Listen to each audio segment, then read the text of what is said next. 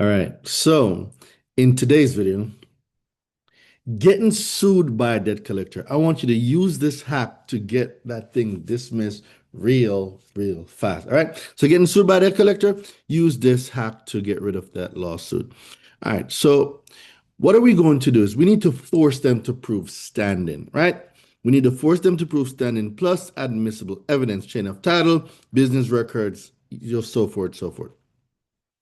Most debt buyers they can prove that they own the debt. They can prove that the amount is accurate, how it was calculated, an itemized copy of the character and how everything was calculated.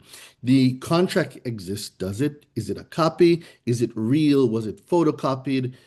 They need to be able to prove all of this, right? Assignment chain. Is the assignment chain complete? Who had it? Who now has it? Has it been sold before? So all of that is taken into consideration when we're talking about legal standing. So what you're weaponizing is you're weaponizing the answer. You're denying everything. Deny everything. You only admit to your name and your address if it's correct. You put in your affirmative defense. You put in a motion for discovery, motion to compel sanctions, motion to dismiss for our motion for summary judgment, a lack of standing. There's different things, there are different ways you could go. So getting sued by the collector. Here's the hack to get the case dismissed. Most people lose because they panic, they ignore the lawsuit, but this is what you do instead. One, file your answer on time, denying everything. Number two, immediately request proof that they own the debt that's called standing, right? Immediately request proof that they own the debt, right? So now we're going to demand a full chain of assignment, the original contract, and a full payment history. So because if they cannot prove the standing with admissible evidence, the case cannot survive and it won't survive going to discovery. So you hit them with the motion to dismiss for summary judgment, a motion to dismiss or summary judgment, motion to dismiss for lack of standing. There's different ways you could label that motion. Collectors don't win because they're right. They win because of ignorance and people don't fight back. So you file the answer, you deny every allegation, you raise your defenses, lack of standing, failure to state claim, statute of limitations, improper service, lack of privity, contract, right? Serve discovery immediately. You're asking for contract application, charge off statement, bill of sale, assignment, assignments, chain of title, affidavit, witness identity, job role, itemization of damages, business records, foundation. We're attacking their affidavit. Debt collectors love affidavit because they generate them themselves.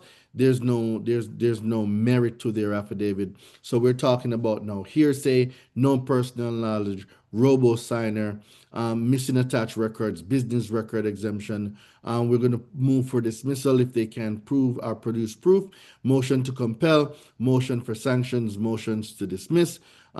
Is one of the most common kill shot. Like plaintiff failed to establish standing and lacks admissible evidence. So if you want to learn strategies like these, if you want to learn how myself, my students, and many other people that I coach and teach are getting these judgments dismissed, they're getting deletions, they're getting lawsuits, they're winning lawsuits. If you want to learn all this, I want you to click the link below. My school community will be there, Credit Repair Made Easy. You will see a link for my mentorship. If you want further hands-on training, we meet every week, multiple times per week, and I'll get you where you need to be. Or if you just want the how to punch a debt collector in the throat, it will be right here in the description. So I hope this gave you some insights. Don't be scared. Answer those summons. Answer those summons. Answer those summons. The minute you ignore those summons, you give them all the right in the world to go get put in a motion for default judgment, and after that your wages gets garnished, bank accounts get levied, all of that great stuff. So you have the ability, you have the power to stop it.